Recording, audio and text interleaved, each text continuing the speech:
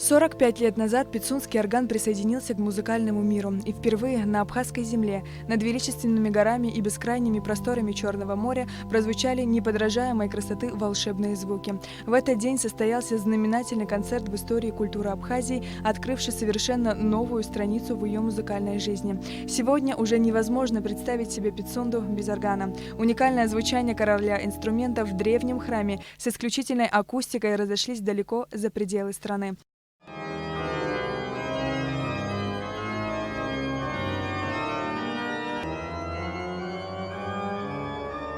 У молодого органиста Луки Гаделя тоже юбилей – 15 лет творческого пути. Лука – один из самых успешных органистов, гордо представляющих культуру своей страны в мире. В 2005 году он впервые сыграл на органе в Пицунском храме. 2005 год – это был конец моего первого курса в Российской академии музыки имени Гнесиных. И я помню, что у меня уже была подготовлена достаточно сложная программа сочинений Баха и композиторов-романтиков. Мне посчастливилось сыграть эти вещи на нашем замечательном органе.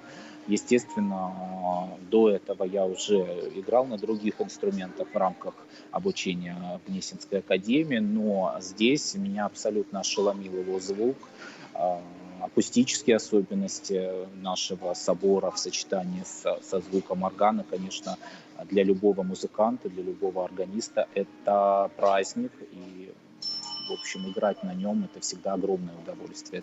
Рождение нового органа всегда становится чрезвычайным событием в музыкальном мире, говорит Лука. Величаво звучащие чарующие звуки, мощно сотрясая древние своды храма, полными чудной гармонии уносятся ввысь сквозь купол в Поднебесье в божественные просторы. Пицунский орган ни с чем нельзя сравнить, отмечает Лука. В первую очередь это отмечают все органисты, и я не исключение. Это совершенно уникальный тандем акустики собора и звучания самого органа. То есть они настолько неразрывно друг с другом связаны, настолько инструмент раскрывает все свои краски, все свои возможности именно в рамках соборной акустики. Вот, это в первую очередь. Но второй момент – это, естественно, сами тембры, сами регистры, которые вот мастер Шуки заложил в этот инструмент, который он выбрал для звучания этого инструмента, они абсолютно уникальны. Вы знаете, что двух абсолютно разных, одинаковых органов нет. Они все разные, они все друг от друга отличаются по тембрам. Вот. Здесь, вот, я считаю, очень удачный выбор именно тембров. Здесь можно исполнять и музыку эпохи барокко, и музыку романтизма, и музыку 20 века. То есть орган абсолютно универсальный для исполнения музыки широкого, так сказать, диапазона. Особая любовь к органу у Луки с детства. Он ходил в музыкальную школу возле Пицунского храма. Именно здесь он впервые услышал чарующие звуки инструмента. Мощная, эмоционально воздействующая многоголосная фактура вызвала у маленького Луки восторг и удивление. Меня всегда впечатляла вот многозадачность, которая стоит перед органистом, когда там играют и руки, и ноги, и нужно нажимать регистры, да, то есть вот это вот техническая еще какая-то оснащенность органа всегда, как, знаете, как такой, не знаю, штурвал у пилота, да, вот кнопочки все интересные, всегда мне это очень было так интересно. Вот, естественно, как бы в первую очередь это звук и такая мощь звучания. Первыми в Пицунском храме сыграли органисты высочайшего класса, профессор Лейпцигской консерватории Вольфганг Шеттелих и органист Лейпцигского храма Святого Томаса Ханнес Кестнер. А с 1977 года по предложению профессора Ройзмана в храме ежегодно стали проводиться сентябрьские фестивали классической органной музыки. Традиции, заложенные Ройзманом, продолжила первая абхазская органистка Марина Шамба. В 1987 году она впервые исполнила на органе народные трагические произведения – «Песень ранения», «Песень о скале» и колыбельную «Щищнани». Перед началом грузино-абхазской войны в 1992 году Марина Шамба и Абхазская государственная капелла были приглашены в Германию, где у них была возможность ознакомиться со страной уникальных органов, созданных великими мастерами прошлого. А самой Марине посчастливилось сыграть на органе, за которым музицировал сам Себастьян Бах. Пицунский орган пережил немало трудностей, несколько раз был буквально на грани выживания. Но благодаря постоянно проявленной заботе, проведению сложнейших реставрационных работ по сей день в стенах храма звучат завораживающие звуки органа. Международные органные фестивали, которые собирают музыкантов со всего мира. К нам приезжают и из Европы органисты.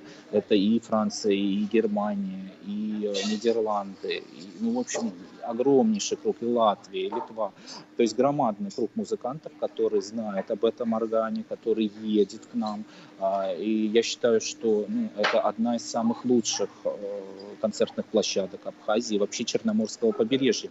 В Сочи, например, если взять, или в Краснодаре, такого зала с такой акустикой и с таким инструментом нет. Поэтому я считаю, что это у нас просто уникальная точка такая культурная, которая вот действительно вот притягивает очень много именитых музыкантов.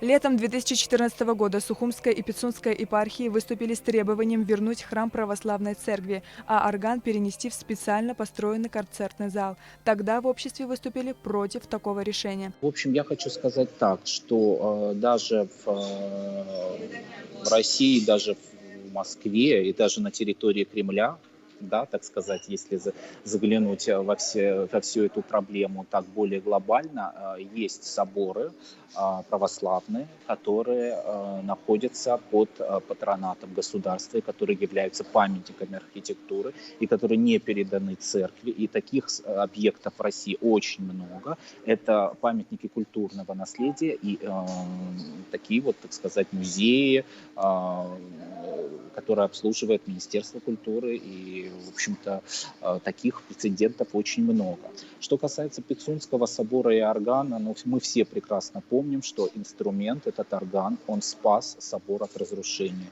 когда в нем располагались и склады, дивизии, и все что угодно, и уже, извините меня, он разрушался. Именно появление органа в 1975 году спасло собор от разрушения. Сегодня концерт органной музыки в Пицунском храме – одно из самых посещаемых культурных мероприятий страны.